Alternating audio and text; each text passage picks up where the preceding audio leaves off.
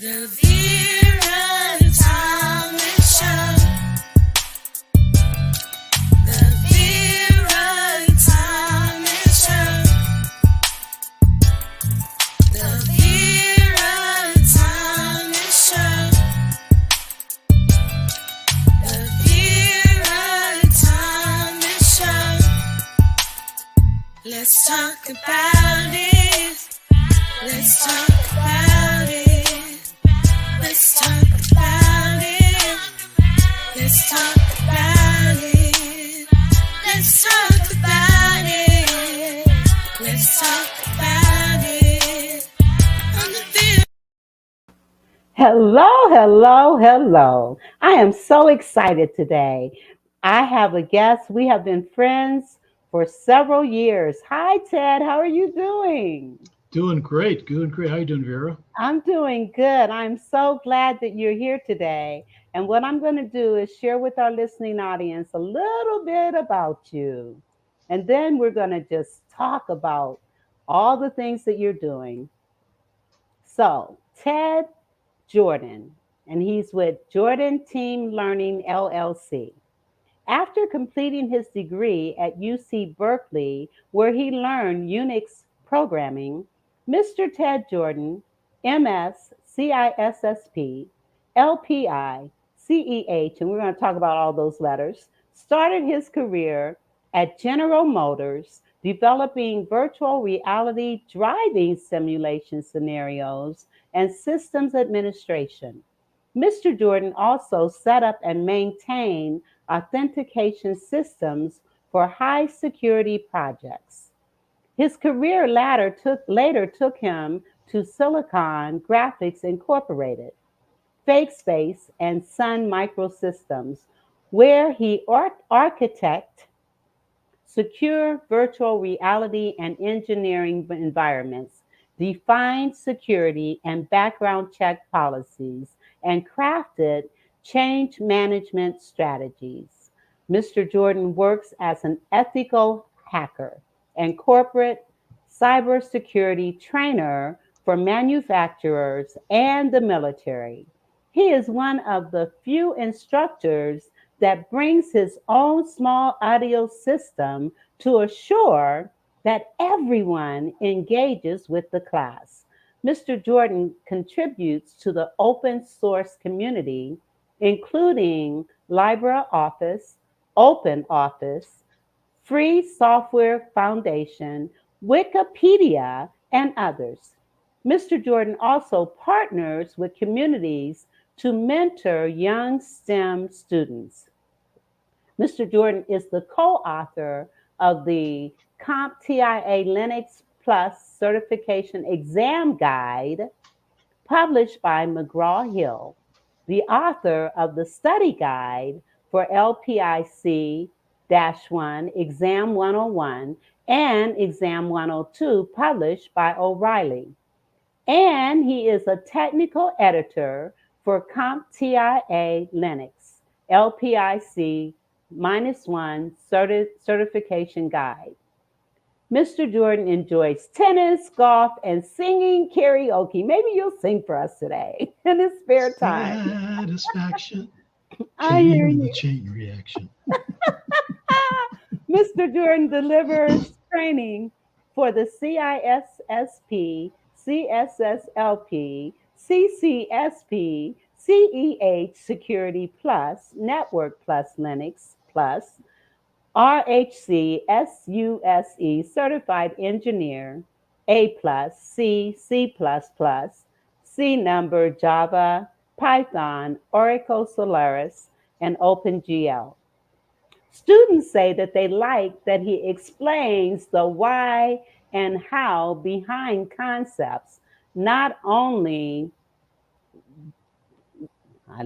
not yes, okay, behind the concepts. We'll leave it at that. Okay, so I am so glad you're here. And all those letters, I don't know anything about anything that you do. So you're going to be educating all of us. Sounds So good. first, so first of all, I'm going to give you the floor and just have you share with our audience how you came to where you are right now in your journey, and just share a little bit about your background and your journey. So I'm going to give Sure, you the sure. floor. Yeah, I started my career at General Motors and was designed heat shields for engines, the Series 60 truck engine. I don't know how many of you heard of that one. It's been around for several years. And I loved engineering. I love what I did there, but I got so excited about computers. I went and did my graduate work in robotics, and I really like what they're doing in the field of robotics. So I went to California, Berkeley to do my graduate work. I got my undergraduate degree in Flint, Michigan, school there called Kettering University. Was called General Motors Institute at the time. And I was, as I was working on my master's degree, they were doing, all my work was computer work. And I did a lot of programming to get the robots working. We did simulated robots, and it was really a lot of fun. I enjoyed what I did there. Ended up going back to General Motors to develop their simulator on Unix and Linux systems. And I got to the point where, I always wanted to have my own company, and I got a chance to start that back in right around the 21st century. Started a computer training company for kids, teaching kids how to code. Did that for about 10 years, and always wanted to bring up a company and sell it. And I brought it up, got to where it's going, sold it to a group here in Milwaukee where I live now. And now I do ethical hacking. I help people with their issues on the computer side. I work often with private detectives to maybe help runaway children, uh, divorce cases, and I'm that computer side that helps, and I do it legally. So been doing that now for about 20 years. Wrote and writing books now. So wrote the Linux Plus certification, and then the book for the CISSP certification. And we'll talk more about that. Yes.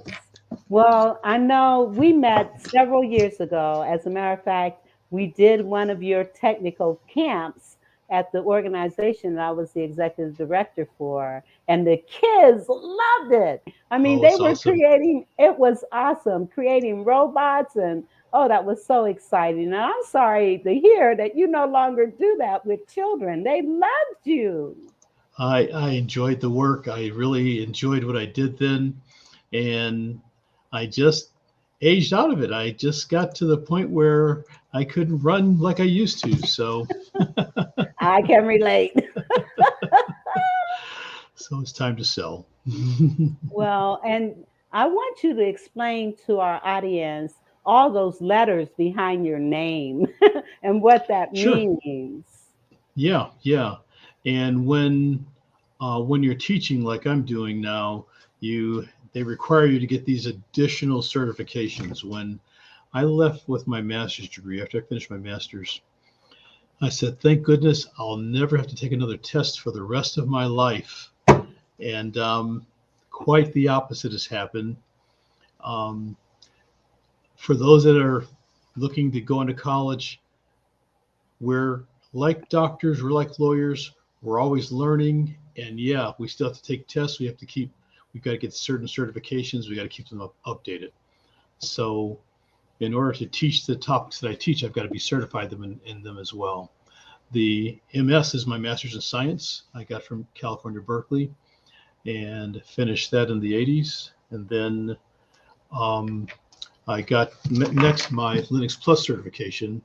I finished this certification back around 2000, and this was showed proved that I could work in a Linux environment, could boot the machine, load the hardware, run applications. Before that, I got another certification in Solaris, and these certifications mainly involve definitely weeks and weeks of study, and then sitting for the exam, usually 90 minutes, maybe 2 hours, Mm, and you have to go to a test center. The exams have a fee. The fee for this exam, for example, is $400. The fee for this exam is $950. Now, if you fail the exam, what do you think happens? So I'm going to ask you, Vera, do you get that money back if you fail the exam? No, I don't think you get the money back. And if you take the test again, you got to pay it again. Is that true? Pay it again.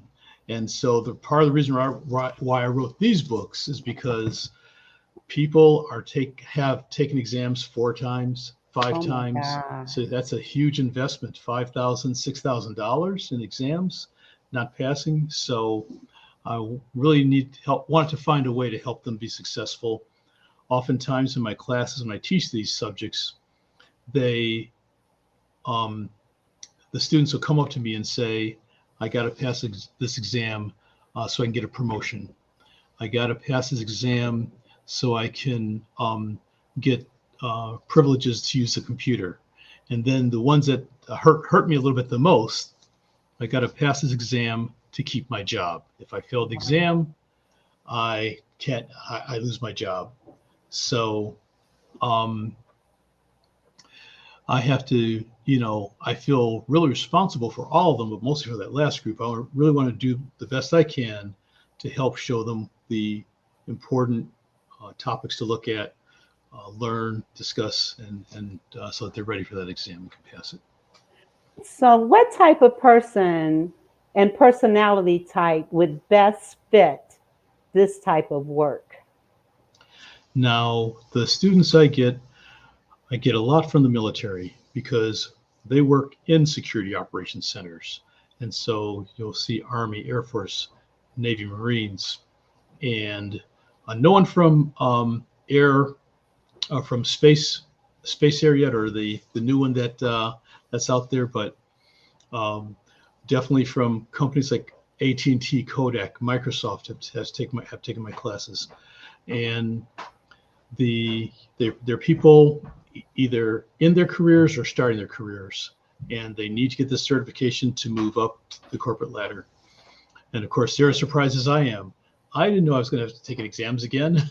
So yeah, they need to take an exam, pass it, and some of these students have to take an exam every year, and I teach those. Yep. Wow. Well, you're either green and growing or ripe and rotten. So That's it. you wouldn't be able to do what you do Thank you. if you weren't a continual life learner. So, for young people that might be interested in doing this kind of work, what would you tell them are the most important qualities that they need to have when considering being involved in cybersecurity? And we need to talk about cybersecurity a little more because right now that's a critical thing. And I know you mentioned working with finding children and detectives and all those kinds of things. And a lot of people may not realize how exciting. I'm hearing this background noise. What is that? Okay. That's my dog shaking himself. Tell him Sorry to about go in that. another room. I didn't realize these headphones were that good. Yeah, it's pretty. I mean, it was profound. Okay. So anyway, so a young person that might be interested in what it is that you do, what type of qualities should they have? And what type of Sure. personality what type of personality in a young person would be most adaptable to this type of work? Yeah. When I was a kid, I was always questioning everything. And I remember watching on the news that they said we're going to get an inch of rain. And I was like, I always wondered how they knew that. And so one day I went outside, it was starting to rain, and I took a cup and I put outside, and it rained all day. And I saw how much rain I got. I was actually really surprised as to how little rain. I had like an inch of rain in there. And on the news, they said, we've had an inch of rain today. And I was like, he's right. I Oh was my always curious goodness. about a lot of things. I was taking things apart, putting them back together. And my favorite gifts that I had when I was a kid were chemistry sets, electronic kits, and a chance to put these items together and learn about how they work.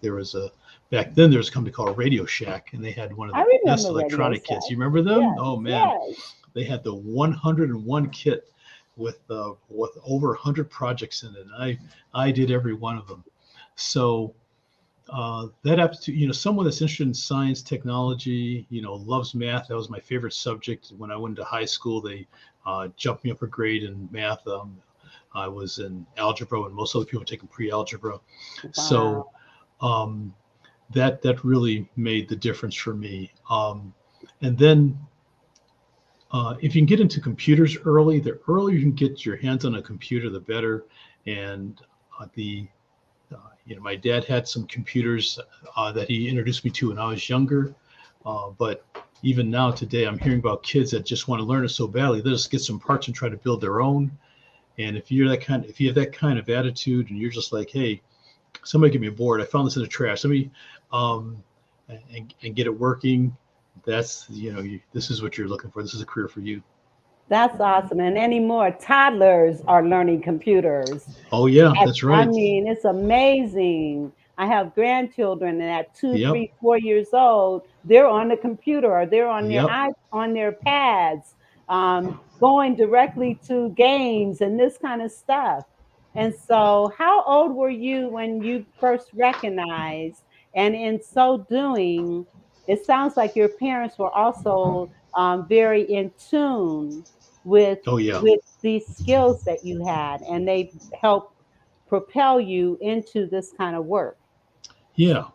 Yeah, sometimes people can see before you can see what you're good at. And that's what my dad did. He saw that I was really good at technology, and to me, it came easy. So I thought everybody did this. I really did. I thought everybody does this. It's like this is easy, and No.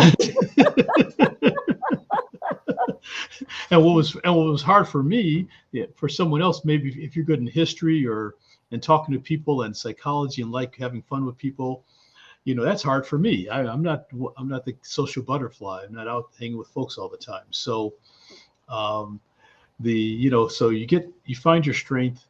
Uh, One item that helped me, that I read a book, What Color Is Your Parachute? And they said, when you go to the library, what kind of books are you getting? What kind of books are you reading?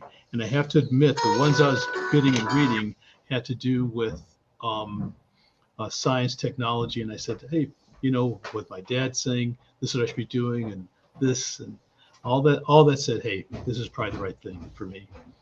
So And one you're more point, I remember reading, um, I remember reading um, Malcolm X's book, and he talked about in there how he, I realized it was interesting what he loved. He said he liked history and math, and I'm sorry, he didn't like math. He liked history and social studies because you could argue about it, and it was vague. 1 and 1 can't equal 3 in those cases. Where me, I want things to be exact, and it just goes. Uh, your he could always dog is debate. making too much noise. Yeah, sorry about that, but yeah, That's he didn't okay. mind the debate and showing what's going on, and me, the me, I don't like debate. I want 1 and 1 to equal 2. I want 5 and 8, 3 to be 8, and so I like that exactness. And You're there's strengths and definitely, weaknesses in both. But but if you yes. like the math, if you like the exactness, this is probably the career for you. Um, so yeah, So you're really walking and living in your passion as well as your purpose yes, definitely. and loving your work. And you're definitely a left brain person. Oh yeah, definitely. That's it. People say I say these big words, and I'm just, I feel like I'm just being exact. I don't know.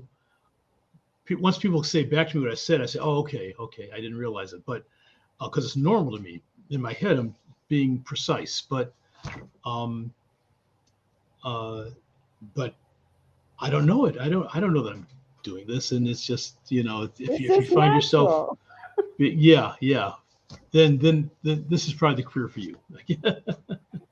Yes, that's awesome. So, if you like math and science, if you like taking things apart and putting them back together again, if you're curious Yep, about how things work, and parents, if you see that in your child at an early age, then you need to nurture that and encourage that and get them into games and different things that's going to lead to a career that might end up being like what Mr. Jordan is doing. exactly right. Exactly right. Because when you were my executive director, you were doing some amazing things and making, pointing out to people, if your child is interested at all in technology, one step is just learning how to write a computer game. And it's amazing. One of the tools we taught used then, and if we have some younger parents on there with that they're working with kids, go to the website scratch.mit.edu, and it's a really fun way to learn programming. The kids don't even know they're learning. Really? The And kids at don't even what know they're learning. age? What age? Oh, that would be ages 5 and up. Five All and up. right. All Yeah. right. And I'm going to put that. Should I type that website in then? Yes, yes, yes. Please do. Let's Because then see. I will put it in the comments. Okay. Normally, a lot of times we get people having comments and things like that. Awesome. I'm going to put this in the comment section so that parents can check it out, especially if they have a child that has an affinity for these things. You really want to give them opportunity to explore. And I mean, I think that's something I'm even going to encourage with my grandson because he's 5 years, he's six now. Okay. And I mean, he's into all these kinds of things. I can see him having some left brain tendencies. Good. Good. Good. Get them started. Yes, absolutely. Now, let me ask you because I know that with what you do, there aren't that many African Americans in that particular field, are there? We get about 10%. I would say it's about what you see in most fields, about 10%. And I, in my classes, I might have 30 students. I might have three that are African American. Um, One that's a woman. Very rare do I see women involved.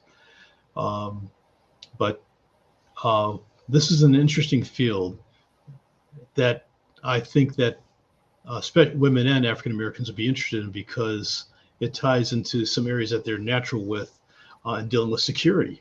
It's like Yeah. the, you know, so a lot of us are worried about risk every day. And we have to understand which risks we can tolerate and which risks we cannot. That's what we talk about.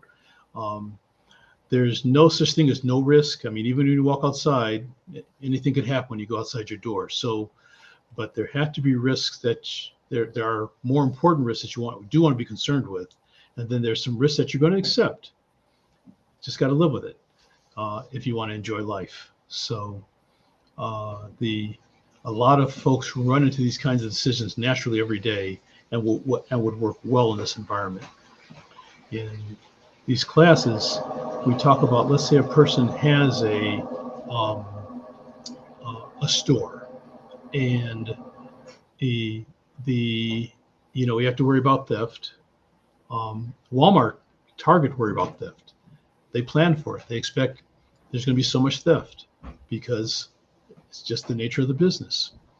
Uh, and so, and they learn to balance that because someone else might say, well, I'm not going to open a store because somebody might steal from me. Walmart and Target say, someone's going to steal from us. But we know that what's more important is to worry about the more expensive items. So we're going to put those inside of a case. We know what's important. Maybe we're going to have some items that they can just order online, and we'll ship those. So that can really help to uh, can help you make a good business decision, knowing what you can balance there as far when it goes to risk. Right now, most of us are using computers, and really, probably the two biggest things I teach is, number one, don't click any link inside of any email. Now, many of us have probably heard about these emails that go around, and I could show some that I get here. But I'll ask you, Vera, have you heard about this? Do you know why shouldn't we be clicking those links? Well, links that you're not familiar with, they could be people, because I've experienced it. Yep. So some of those links can totally wipe out your computer. They can totally wipe out your computer, or they can lead you to a scam that, in fact, I'll tell you about the biggest scam going on right now. It's called the refund scam. And these guys make millions of dollars a month from it. You get an email, and this one isn't even clicking a link. It's telling you to dial a phone number. You get an email that says, you've just been billed for $400 for Yes. Geek Squad. All right? Yes. All right. And you're like, I've never ordered Geek Squad. And so they have a toll-free number that you can call to get the refund. You call them up. Hi. And I can send you, there's a link, there's a video that explains all this. I can send it to you later on. Okay. Okay. For your guests, for your viewers. Okay. They say, hi. Yes, we're sorry about this issue. We're going to refund you your money right now. And to help show you that we've refunded your money, we just need to look at your bank account. So Yes. they take a look at your bank account. All right. They trick you into looking at your bank account. And then they take all your money. Hey, you put in this refund, and it says you're going to put in $400. They add a couple extra zeros. So now it looks like they're refunding you $40,000. And they're saying, now what they've done is they built up this relationship with you. And they say to you, I forgot the most important part of the trick. And this is why it's so important to know coding. This is why it's so important for us to teach our kids how to code. They go into the bank website that you just looked at. They make it look like you've got $40,000 in your account more. That's the big trick. They prove it to you. They show it to you right there. Boom. He's right.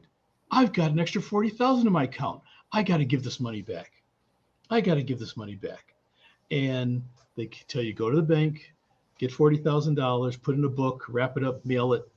And it's amazing scam. You really believe you owe it to them.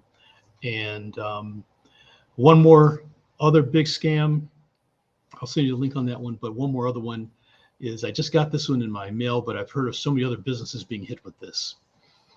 Let's say, for example, Vera, you get an email from me that says, Vera, the title says urgent. And I just got this one, by the way. It says, urgent, Vera, I want to do a special surprise for all the people that work for me. Can you go buy some Amazon gift cards so that I can give these gifts away? And someone like you gets the email, and now you know better. You're like, I know this is fake, right? But other people haven't. I saw on Judge Mathis, the case came in, the woman was suing her boss. I got this email that said to buy $500 in gift cards. I did. I need my money back now. But she's the one that never sent that email. And in fact, the boss tried to help her get the money back to find who the crooks were, but she was not the one that sent her the email. And so just be careful, Yes. There's so much. I can talk more about cybersecurity, but I'm going to let you get some other questions in before I talk about two-factor authentication. All right. Do that. Let's hear about that. I'm telling you, I have experienced. I was on my computer and I got this information regarding my computer was in jeopardy, for lack of a better way of saying it. And they said they were from Microsoft. Right. Yes. Oh, man. And I tell people, look, Microsoft is not looking for trouble. No. They're not calling anybody. No. Google's not going to call you. No, and I'm telling you, I mean, I was scammed. I'm gonna admit it. I was You're not the scammed. first. And I You won't be the mean, last. and then another thing. Now this is not where the computers are concerned, but just a couple of weeks ago, I got a package from FedEx with a check for, I can't remember how much, but it was for supposedly secret shopper. Yeah. And I have learned from experience. And if anybody gets one of these checks, the first thing you do is call the bank that the check is written on before you take it to your bank. That is the first thing you need to do. Call the bank. And that's what I did. I called the bank. I read them the routing number and the check number, non existent, non existent. And so what would have happened or could have happened, I could have taken that money, put it in my bank account, Right. You think you have it and you don't. And and you're you stuck don't. holding the bag. And you're stuck holding the bag. That's right. Absolutely. This is very important stuff. Okay, let's talk about this two-factor authentication, which some people may feel is really a pain in the neck. You It sure know, is. It sure is. it is. But I mean, but let's talk about it. Let's talk about that. And when it comes to security, what is it? It's slowing things down. It's making life more difficult for the hacker, but also for you, right? If we didn't need security, we could just walk into our homes, but we might have to get two or three locks, two or three keys to unlock and get in the house. This is and this is it. We're building more inconveniences. So when it comes to my Facebook accounts, my Twitter accounts, and others, I have an application that I use called Google Authenticator. Let's see if I can find it here. And these authenticators come up with a bunch of six-digit codes every time for all my accounts. And then when when I log in, I give my login, my password, and the six-digit code. Or what you could do on your Gmail, Facebook, Twitter, Instagram, and other accounts, YouTube, have it at least send a text to your phone. Do Yes. it. At least do that. If you don't get the authenticator, like I've got with which gives a new 6 digits every 30 seconds, just make sure it Every calls your 30 phone first. seconds? Every 30 seconds is a new Oh, six see different. that? Oh Yep, my yep. God. So you got to be fast. I got to put in my numbers really quickly. So it really helps to secure your accounts. I've been doing some trading in cryptocurrencies, Okay. and on the cryptocurrency accounts, the authentication, they want my login, my password, the 6 digit code, and they call my phone, and they send me an email. Oh my So goodness. that's which would be called 5-factor authentication. So, but really, if you have at least 2-factor authentication, that's going to solve a multitude of issues. The Colonial Pipeline was attacked. I don't know if you guys remember about a year ago Yes. where gas prices almost doubled, and that was because the Colonial Pipeline that supplies fuel to half the United States was hit with what's called a ransomware attack. Mm-hmm. The hackers got in, garbled up all their files. Their data's still there. It's called encrypted, but it's all Mm-hmm. garbled up. And until they paid, I think it was $8 million. Until they paid $8 million, they were not going to get their data back. They Wow. paid. They paid $8 million, and they were to get back to work. The Biden administration got involved, helped them get back $6 million. So they got a lot of the money back. Oh, And okay. I think they caught the guys. But the long to make the solution here was that if they had 2-factor authentication, the hackers would have never got in. You That was know, they had an old account with a password that never changed. If they had 2-factor authentication, we would have been fine. So and I mean, this stuff is so important. And let me also say that this particular show airs on several platforms, some of which I can't get comments from. It also not only airs on several, but it's a podcast that will be in several different countries. So a lot of people are going to see this, and I know it's going to help a lot of people. I do have a couple of commercials that I need to air, so let me do those right quick, and then we'll come back to our discussion. We'll let you make your money. And media service business. We help entrepreneurs and startup businesses by providing them with beneficial coaching, resources, and visibility techniques to position their businesses online from their own homes. We assist businesses with influence building, podcasting, intentional coaching, training, media, visibility, connections, and monetization online. CTR Enterprises Network has a proven track record by directly impacting over 1,000 entrepreneurs worldwide. We are here to service you, and we can help. Contact us today by going to ctrenterprisesnetwork.com.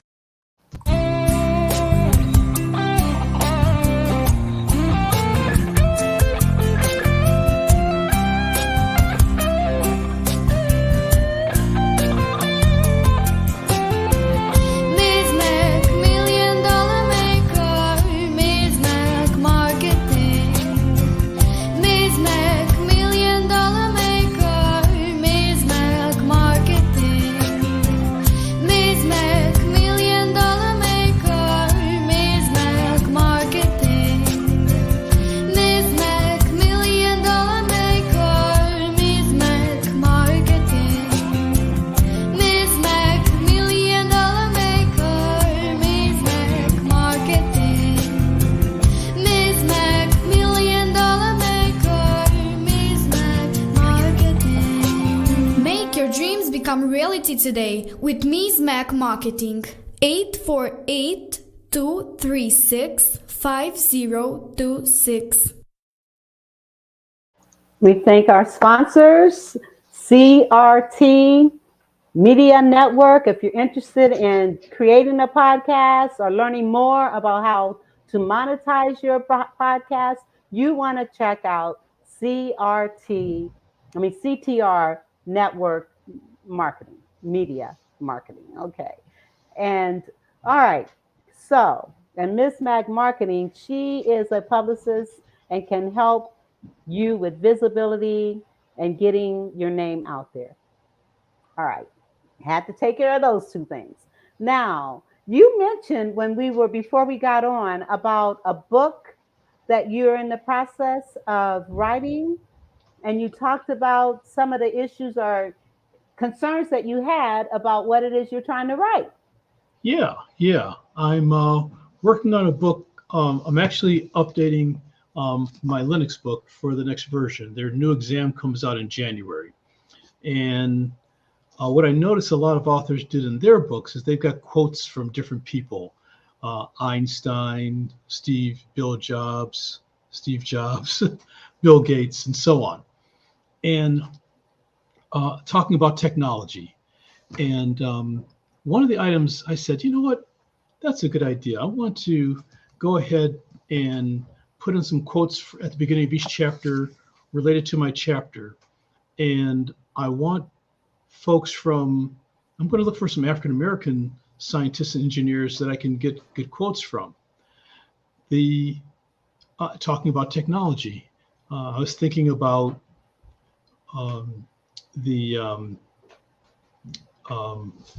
you had mentioned George Washington Carver. The guy that made the street light out of Ohio, the traffic light, Morgan is his name, and several others. And I'm looking for these quotes on technology. I can find Black engineers, I can find scientists. Unfortunately, all they ever talked to them about in their interviews was about race. Oh my goodness. and race in their careers. Nothing about I'm having the hardest time finding them making comments on technology. And I'm like, come on, these guys studied for years on this. they know these topics forwards and backwards. I know they have some comment on how to raise grains, how electronics work, and I can't find it. It's just how they dealt with their careers race-wise, and what they had to do to protect their homes and from racist, which I think we need to know about. I don't mind that, but I do feel like the world has made African Americans a little bit too one-dimensional. We're more than just our race. And to my audience, if you can help me find those quotes on technology, I would appreciate it. It can take me 2 hours to find a quote for someone where that's African American talking about technology, and whereas if they're Anglo-Saxon, I can find those in 5 minutes. So help. Help him. I've been able to help find him. a few. When my book comes out, I've been able to find a few, and the ones that I have found have been really good. We've got African Americans that were involved. I learned so much in this little quest of mine, though. I've learned how we helped HP become a multi-million-dollar business. People that were vice president, African Americans that were vice president of the computing department at HP, vice presidents of IBM, vice presidents of or top researchers at universities, and so I have to say it's been an education for me just finding these folks and what they've done and the difference they've made, and how one guy got to be so good he became I think it was the mayor, became high on the board in San Jose, ran the golf club out there. I wish I remembered his name right now, but we've done, African Americans have done a lot, just not, we're not just this race. So some of these things kind of bother me a little bit, that when I see African American football player or basketball player, they get all this money together to start a school, I'm like, Anglos do this too, but Americans are focused on blacks giving back, which is important, but we really need to be starting businesses. We a lot of times we're giving when we can't afford to give, right? We have to learn to put our mask on first before assisting others, and a lot of us are assisting others, and we're killing ourselves.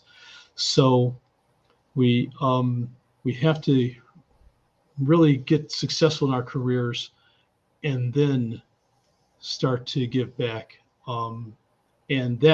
And how we were successful in our careers needs to also be promoted, not just, hey,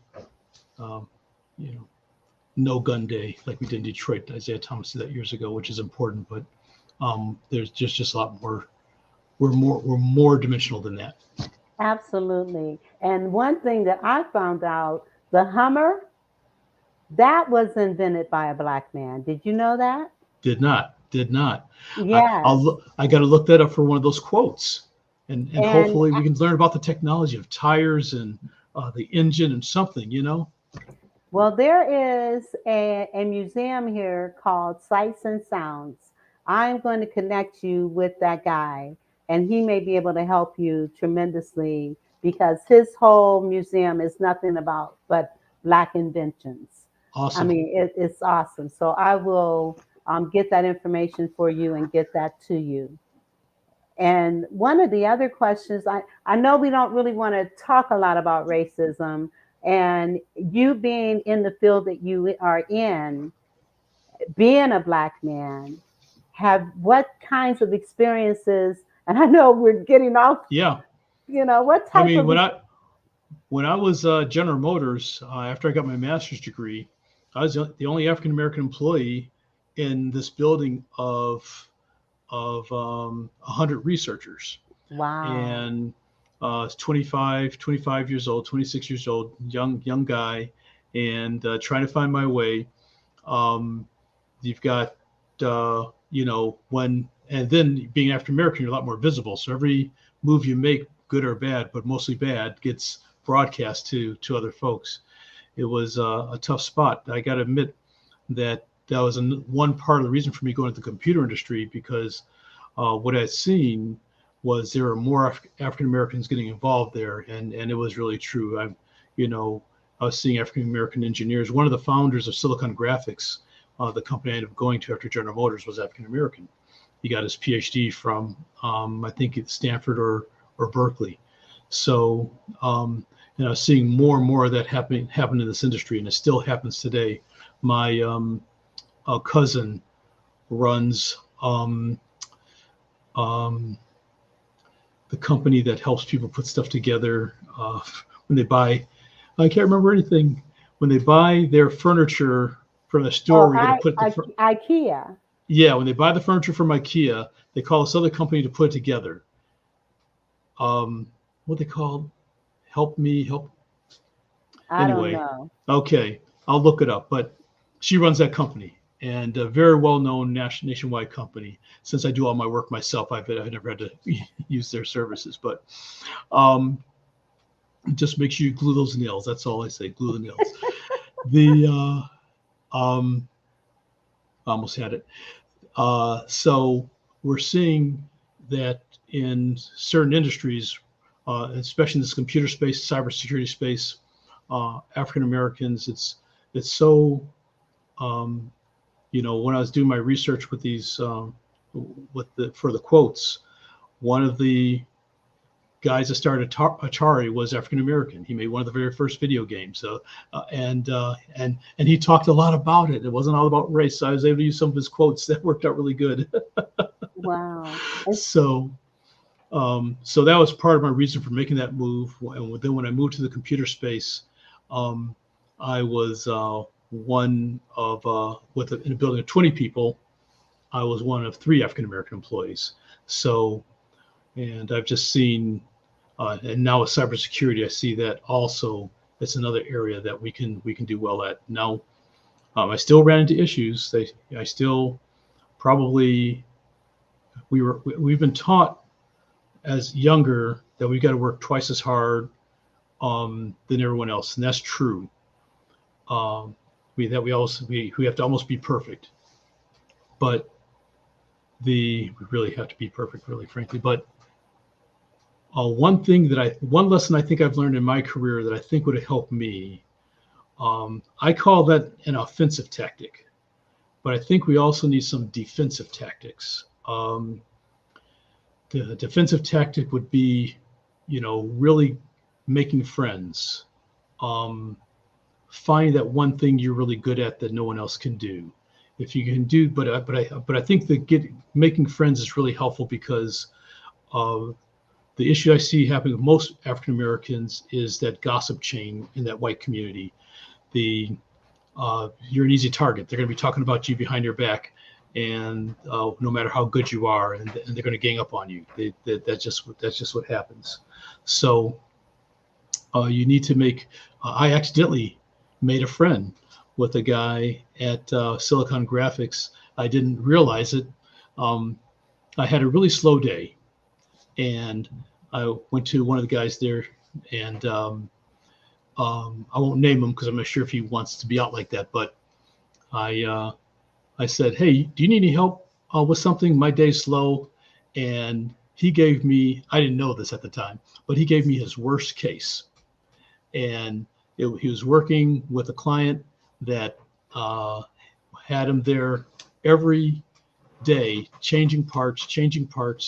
And he's trying to explain to the client that the issue is not a hardware problem, because when you're dealing with computers, it could be so many things. It could be hardware, but really it boils down to 2, hardware or software. He's trying to explain to the customer it's a software problem. And she was saying, no, it's a hardware problem. And he kept changing hardware and saying that we're getting the same result. You learn quickly in troubleshooting, if you keep getting the same result, that's not the problem. We also say that's insanity. You may have heard that as well. Right. So, right. So I took the job. I took it, and I couldn't, he'd been in that company for 10 years longer than I had. I couldn't figure it out either. And finally, the when it all ended, I said, okay, I guess I'm going to close this case out. He says, I better take it back. I know they're beating up on you, so I'm gonna. I know this lady's gonna give us a 1 out of 5. So she's gonna give us a 0 if she can. So I'll take the hit. I can afford it. So, but after that, in meetings, he'd say nice things about me and other different sections. Lunch, he was saying nice things about me. So, somehow finding that defensive move can also help. I've gone to the homes of some of the my coworkers. I've had them at my home. That can make a big difference. Which I know is a little bit, you got to be vulnerable, but I found it can really help open up conversation.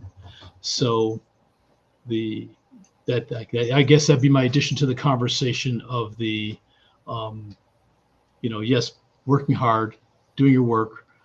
I guess my last lesson is one item that I was bad at that I think if I did do it all over again today, if I was able to go back 50 years in my career when it started, 40 years, I would study more at home and realize that this is a profession much like I said earlier, like a doctor or lawyer.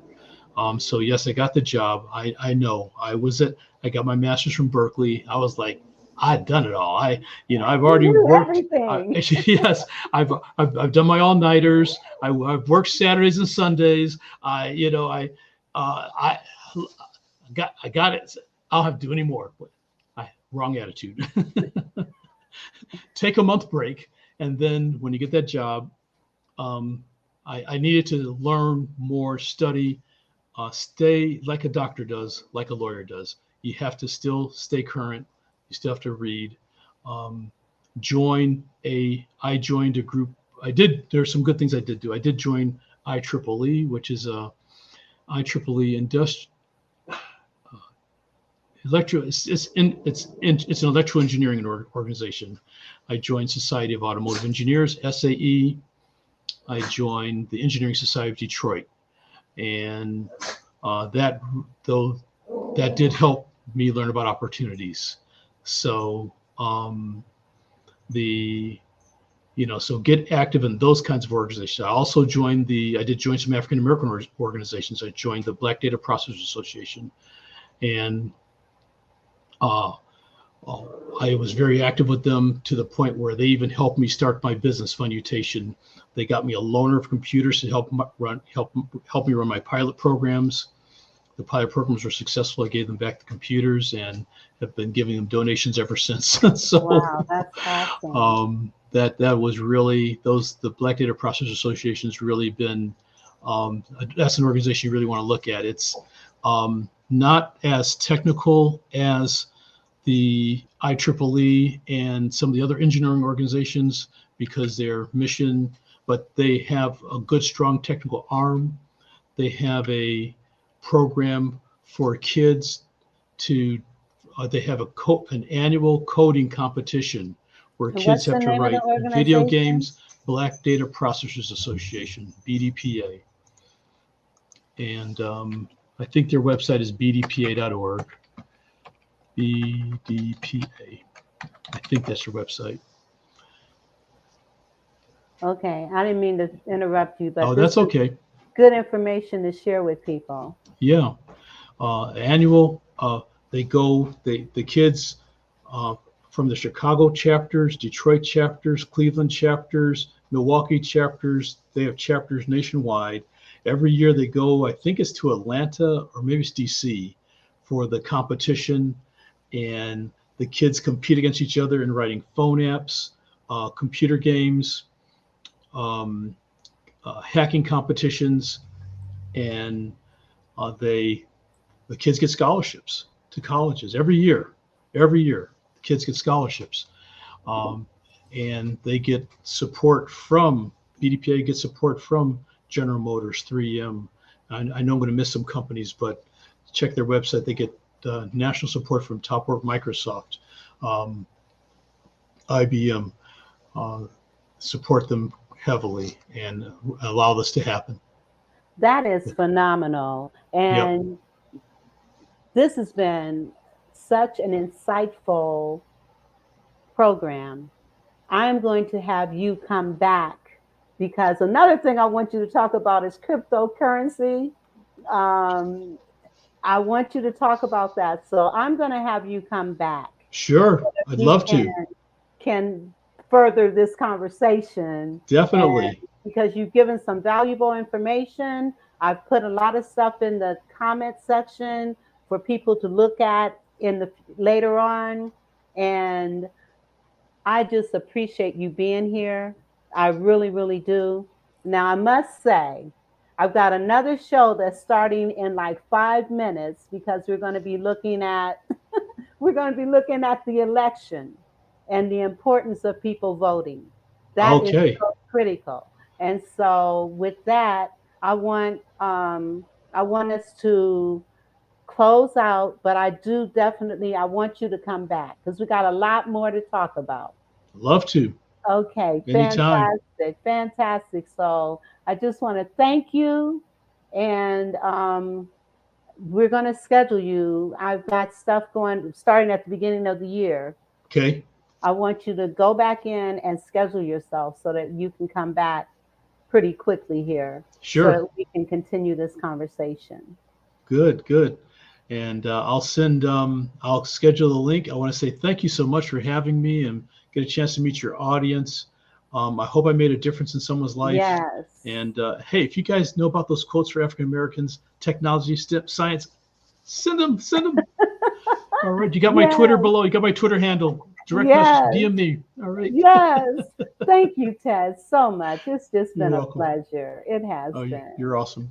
Take care. All right, you too. Bye-bye. And listening audience, we'll see you in a minute. The Vera Thomas Show. The Vera Thomas Show.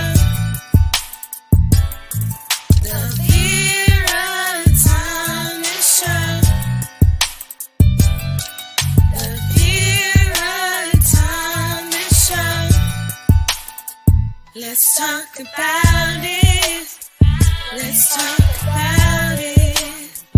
Let's talk about it. Let's talk about it. Let's talk about it. Let's talk about it. On the field. Okay.